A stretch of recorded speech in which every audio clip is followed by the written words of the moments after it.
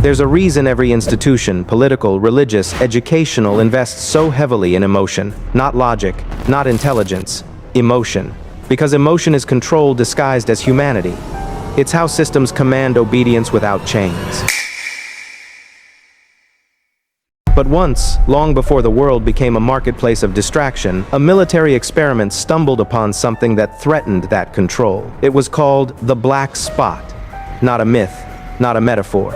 A classified mental experiment designed to erase the noise of thought, to create soldiers who no longer felt they functioned. Men stripped of internal dialogue. No fear, no hesitation, no self. The results were so catastrophic, so inhumanly effective, that it was buried under decades of silence. Not because it failed, but because it worked too well. The story begins in 1969, in a hidden cognitive division buried beneath layers of military protocol. The mission was simple: test the limits of the human mind under psychological isolation. But their psychologist, Dr. Samuel Raines, saw beyond that. He asked a question that no institution dares to confront. What happens when the human brain runs out of thought? They tested meditation, breathwork, deprivation chambers. All failed. People still clung to identity, to the voice in their head narrating every move. Until Raines proposed something radical. Don't focus on a mantra. Don't visualize peace. Don't imagine light. He said, imagine nothing. An infinite void. No shape, no reflection, no meaning. Just a conceptual abyss. A black spot. One command.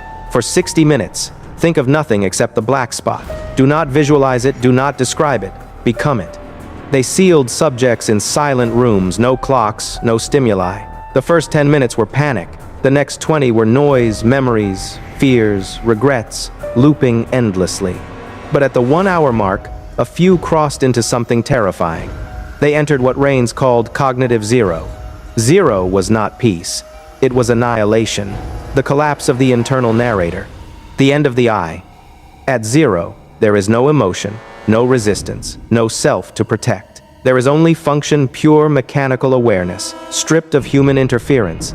In combat simulations, subjects who reached zero outperformed every control group ever recorded. Heart rate steady, reaction speed doubled, pain response gone. They could operate in chaos as if time itself slowed down for them. But the aftermath was horrifying. They returned, changed, detached. Their laughter dulled, their empathy dissolved. They didn't fear death because they no longer felt alive in the way ordinary minds do. When questioned, one soldier said, "I didn't feel like I was fighting. I felt like I was watching someone else move my body." To the brass, it was an unacceptable risk, a weapon that could not be turned off, so they buried the project. The files were classified under cognitive over-isolation. The whispers called it something else, creating ghosts inside living bodies. But you see, ghosts don't vanish. They observe, and fragments of that experiment escaped into psychology textbooks, covert training manuals, and obscure philosophical writings. You were never meant to know about the black spot, because it exposes something every system hides. That emotion is the architecture of control. Fear keeps you obedient. Guilt keeps you compliant. Shame keeps you predictable. Take those away and you stop playing the game. A man who can think without reacting becomes ungovernable. A mind that sees emotion as static becomes immune to manipulation. And that is why the black spot was erased. Because if you could think in silence, truly silence, no government, no religion, no corporation could control you again. Now forget the soldiers, forget the labs. This isn't about war anymore. It's about you. Every time you react to a comment, a text, an insult, you lose the same war they were fighting. You hand your focus over to noise disguised as thought. You obey emotion like a soldier obeys a superior. The battlefield is internal, and the black spot is the weapon they hoped you'd never find. If you want to experience it, do this.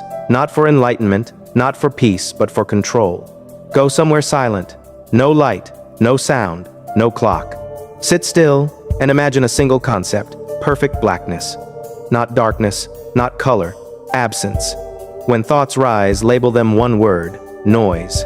Don't fight them, don't follow them, just observe them dissolve.